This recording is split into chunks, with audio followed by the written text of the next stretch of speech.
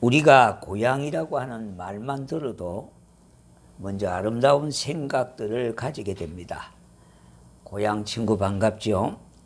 참 정겨운 고향 음식, 고향역, 고향의 집, 고향 풍경 등 고향에 있는 것이면 아름답게만 느껴지고 추억이 떠오르는 것이 우리의 고향입니다.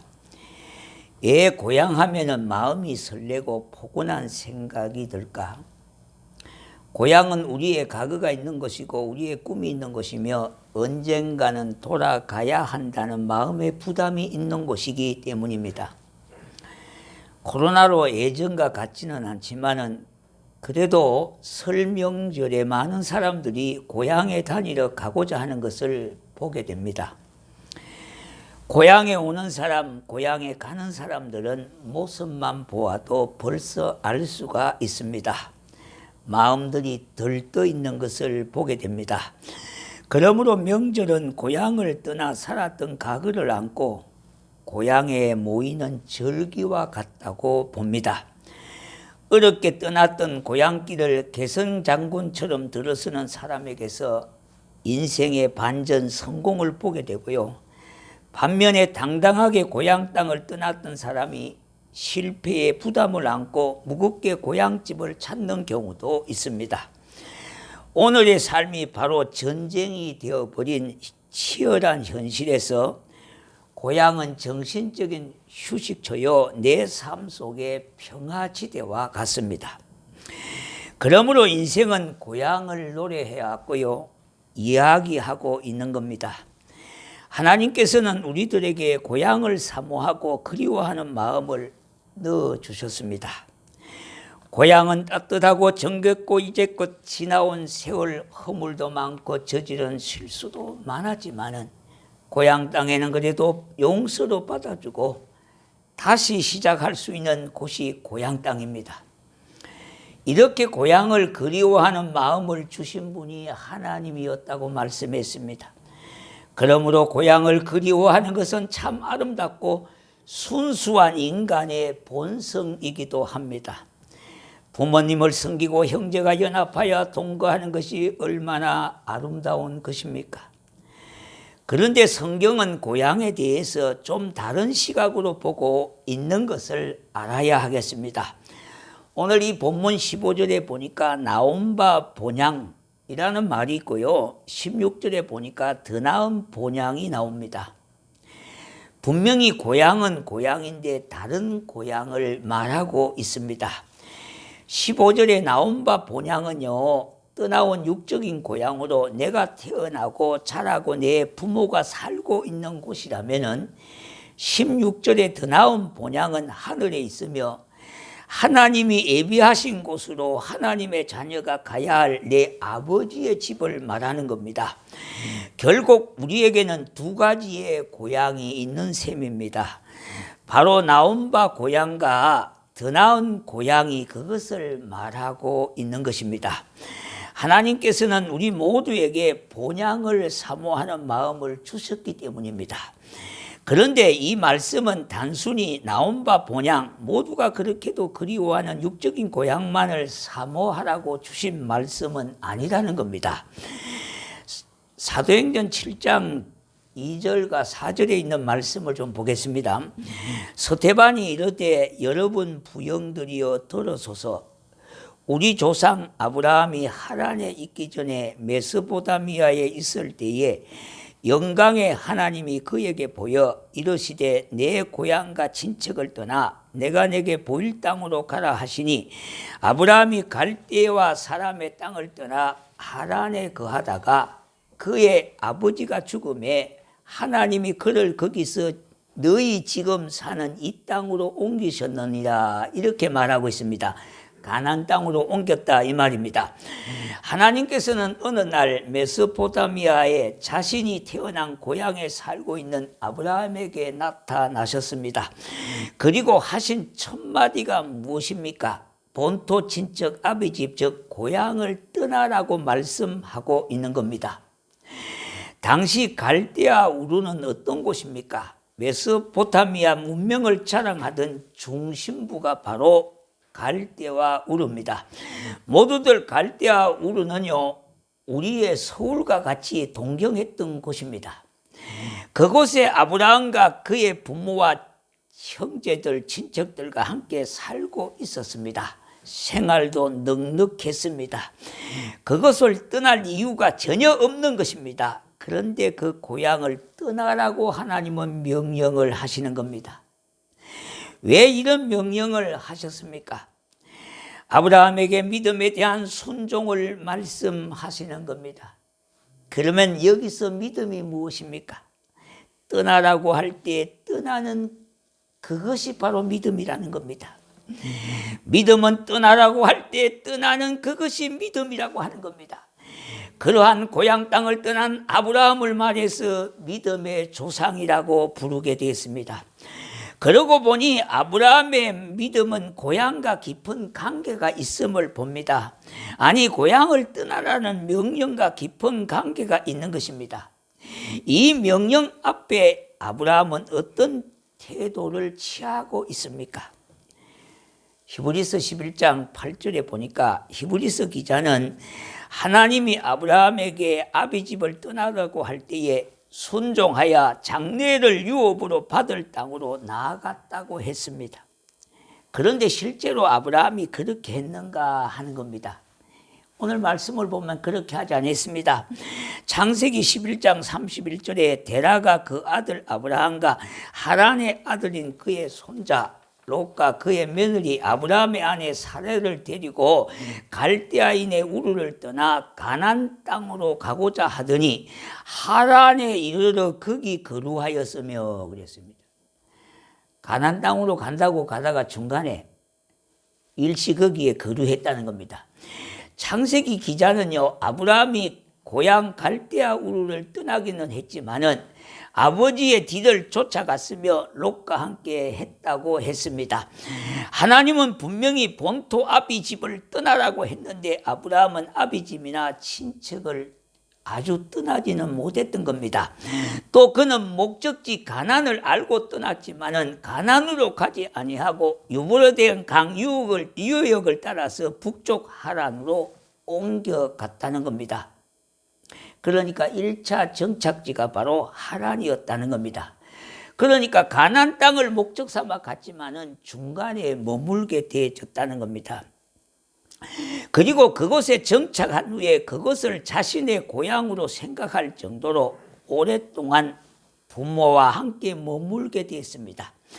한마디로 말해서 아브라함은 고향을 떠나기는 했지만은 온전히 떠나지는 못했다는 겁니다.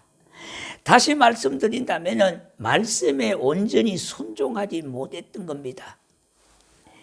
이것은 무엇을 말해 줍니까? 누구든지 육적인 고향을 그렇게 떠나기가 쉽지 않다고 하는 것을 보여주고 있습니다. 그래서 하나님께서는 두 번째 그에게 나타나셨습니다. 아브라함에게요. 창세기 12장 1절에 보니까 너는 너의 고향 친척과 아비 집을 떠나 내가 내게 보여줄 땅으로 가라 그렇게 말씀했습니다. 이 명령 앞에 그는 마지못해 그곳 고향과 아비 집을 떠나게 되어졌는데 정착한 곳은 낯선 땅 가나안 땅에 정착하게 되었습니다. 그러니까 마침내 가나안 땅에 정착하게 되어졌다는 겁니다. 이 마침내라고 하는 말은 이런 뜻입니다. 억지로 마지못해서 어쩔 수 없이 들어갔다는 겁니다. 그러니까 고향 땅을 떠나기가 그렇게 쉽지 않다는 겁니다. 우리가 예수 믿기 이전에 살면서 돌이킨다고 하는 것이 그렇게 쉽지 않다는 것, 이 말입니다. 이 말씀을 볼 때에 역설적으로 말해서 내가 살던 고향을 떠난다는 것이 결코 쉬운 일이 아니라는 겁니다. 그곳에는 나의 추억이 있고요, 흙냄새와 풀냄새를 맡으며 살았던 곳으로 나의 정서가 깃든 곳이기 때문입니다. 그러므로 우리 하나님은요, 믿음을 키우기 위해서 아브라함을 보고 고향을 떠나라고 한 겁니다. 우리에게 신앙적으로 옛사람의 터전을 버리고요, 새로운 피조물의 터전을 찾아 떠나라고 하는 것은 바로 믿음으로 살게 하시는 하나님의 일하심인 겁니다. 예전에 우리가 이 땅에 적을 두고 살았던 자였지만은 예수 그리스도로 말미암아 영생을 얻은 자로 더 나은 본향을 사모하라고 말씀하시는 겁니다. 16절에 이제는 더 나은 본향을 사모하니 곧 하늘에 있는 것이라 했습니다. 아브라함에 대해서 다시 주목해야 하는 것은요, 창세기 12장에서 본토를 떠날 때에는 나이가 75세였습니다. 그리고 그가 죽을 때의 나이가 175세가 되었습니다. 그러고 보니까 아브라함이 고향을 떠나 가나안 땅까지 살았던 기간이 무려 100년이라고 하는 기간이었습니다. 그 과정에서 여러 가지 실수도 있었습니다. 위험한 일도 당했습니다. 시험도 당했습니다. 약속을 기다리지 못하고 아내가 시키는 대로 여종 하갈을 첩으로 맞이해서 아이를 놓기도 했습니다. 그런데 한 가지요, 그에게서 도전을 받는 것은 고향을 떠나 살았던 100년 동안은요, 한 번도 육적인 고향을 찾은 흔적이 없다는 거예요. 이것이 오늘 우리에게 주시는 도전입니다. 그곳에는 아버지 데려가 생존해 있고 형제도 있고 친척들도 있었습니다. 그런데 이상하게도 그곳을 찾았다는 성경 구조는 아무 곳에도 없습니다. 그가 고향을 떠난 것은 참으로 어려웠던 것입니다. 그러나 한 번 떠난 후에는 다시는 육적인 고향에 연연하지 아니했던 겁니다. 이것을 성경은 뭐라 그럽니까? 믿음이라고 하는 겁니다. 믿음이라고 하는 게 뭡니까? 육적인 고향을 떠나 영원한 본향을 사모하는 겁니다. 믿음의 사람들이라고 하는 것은 나온 바 본향을 떠나 더 나은 본향을 향하여 나가는 길 가는 나그네들입니다. 우리는 예수 그리스도로 말미암아 새로운 사람이 되었으니 내 방식대로 살던 육적인 삶의 방식을 떠나라고 하는 겁니다. 시편 히브리서 11장 15절에요. 그들이 나온 바 본향을 생각하였더라면 돌아갈 기회가 있으려니와 했어요. 아브라함을 두고 염두에 두고 하는 말이 아닙니까? 그가 나온 바 본향 즉 하란에 가려고 했더라면 얼마든지 갈 수 있었던 기회가 있었다는 겁니다. 그런데 이제는 더 이상 하란을 찾지 아니했다는 겁니다. 그 이유는 뭡니까? 그가 더 나은 본향을 사모했기 때문이라고 말씀하고 있습니다. 또한 히브리서 11장 16절에요. 이는 그가 하나님이 예비하신 한성을 바랐습니다. 그랬습니다. 그는 이제 가나안을 자신의 고향으로 생각하고 살았다는 말입니다. 우리가 이 땅의 육적인 고향도 중요하지만은 그러나 더 나은 본향을 바라보고 살아가는 사람들이 되어졌다는 거예요. 그런데 아브라함이요, 창세기 23장 20절에 보니까 그곳에 매장지로 막벨라 굴을 사게 되었는데 아브라함뿐만 아니라 그곳에 사랑하는 아내가 묻히게 되어졌고요, 물론 그의 아들인 이삭과 자부 리브가와 손자와 야곱 정손자 요셉까지도 그 땅에 묻히게 되어졌다 이 말입니다. 그 가나안 땅 막벨라 굴에 묻히게 되어졌다는 거예요. 아브라함의 후예들은 한결같이 육적인 고향 저 갈대아 우르 혹은 북쪽 하란을 고향으로 다시는 생각하지 않았다는 거예요. 그렇게 아브라함은 하나님이 주신 새로운 고향 가나안을 그들의 영원한 본향으로 생각했다는 겁니다. 전도서 3장 11절에요. 하나님이 모든 것을 지으시되 때를 따라 아름답게 하셨고 또 사람에게는 영혼을 사모하는 마음을 주셨느니라. 하나님께서는 사람을 창조하실 때에 영혼을 사모하는 마음을 주셨다고 말씀하고 있습니다. 오직 하나님만이 영원하신 분이기 때문에 그런 거예요. 그래서 우리는 하나님으로부터 양으로 지음을 받은 자들이기 때문에 너나 할 것 없이 나의 목자이신 하나님을 의지하는 대상, 사모하는 대상, 신앙의 대상으로 모시고 있다는 말씀입니다. 자기 자신이 의지하는 것이 바로 전능자라고 믿기 때문인 겁니다. 세상 사람들은 무엇을 믿고 무엇을 의지하고 삽니까? 그것이 자기가 기댈 수 있는 전능자라고 믿기 때문에 그렇게 하는 겁니다. 이 세상 만물이 다 자기가 태어난 곳으로 돌아가고 싶어하는 희귀 본능이 있지 않습니까? 천상병 시인이라고 하는 시인이 기천이라고 하는 시를 썼습니다. 이 세상 삶을 소풍으로 비유했는데요. 그 소풍이 끝나면은 그 끝나는 날 본향으로 돌아갈 것을 노래하는 시입니다. 그럼에도 불구하고 자기의 고향을 잃고 사는 실향민처럼 안타까운 삶은 없을 것이라고 그가 했습니다. 진실로 예수님을 나의 구주로 믿지 않고 살아가는 이 땅의 수많은 사람들은 더 나은 본향을 찾지 못하고 나온 바 본향이 전부라고 생각하고 살아가는 자들입니다. 로마서 11장 36절에요. 이는 만물이 주에게서 나오고 주로 말미암고 주에게로 돌아갑니다. 그에게 영광이 세세에 있을지어다 그렇게 했습니다. 그러면 가나는 오늘 우리에게 무엇을 상징하고 있습니까? 하나님이 예비해 놓으신 성을 말하고 있어요. 요한복음 14장 6절에 내 아버지 집에 거할 곳이 많다 하신 내 아버지의 집을 말하고 있다는 말입니다. 사랑하는 성도 여러분, 우리 하나님의 자녀는요, 더 나은 본향인 천성을 사모하는 사람들입니다. 그곳에 보물을 쌓아두기에 즐거워하며 그것을 향하여 날마다 나아가기를 소원해야 하는 사람들입니다. 이것이 올바른 신앙이라는 겁니다. 왜냐하면 바로 그것이 우리의 진정한 본향 고향이기 때문에 그럽니다. 그렇다고 해서 오해하면 절대 안 되는 겁니다. 이와 같은 의미가 고향을 잊어라, 부모도 버리고 정을 끊으라고 하는 절대 그런 뜻이 아닙니다. 육적인 고향을 생각할 때에 가지는 애틋함이 있지 않습니까? 그리움이 있지 않습니까? 부모의 고향 땅을 사모하는 마음들이 있지 않습니까? 하나님의 백성은 영적인 고향인 하늘나라를 생각할 때에 육적인 고향을 고향과 같이 애틋하고 사모한 자들이 되어야 한다는 말씀이 이 말씀입니다.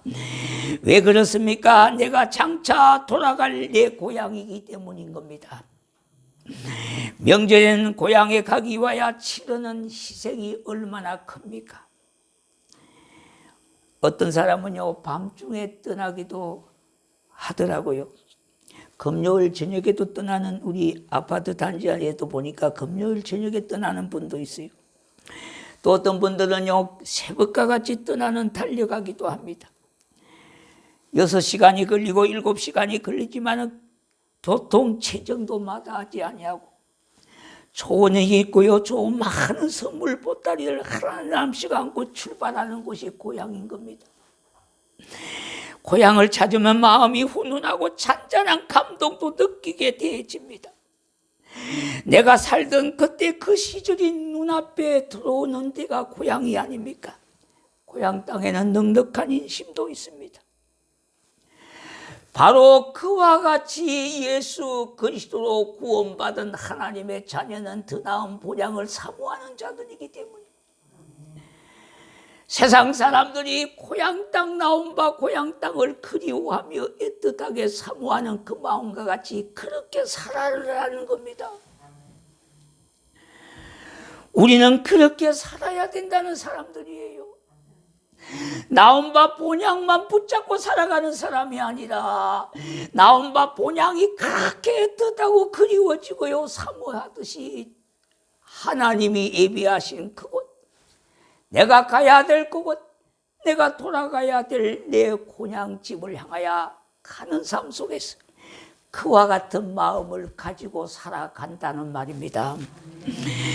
우리 모두는 믿음으로 나의 영원한 본향인 하나님 나라를 사모하고 살아가는 성도가 되기를 주의 이름으로 축원합니다.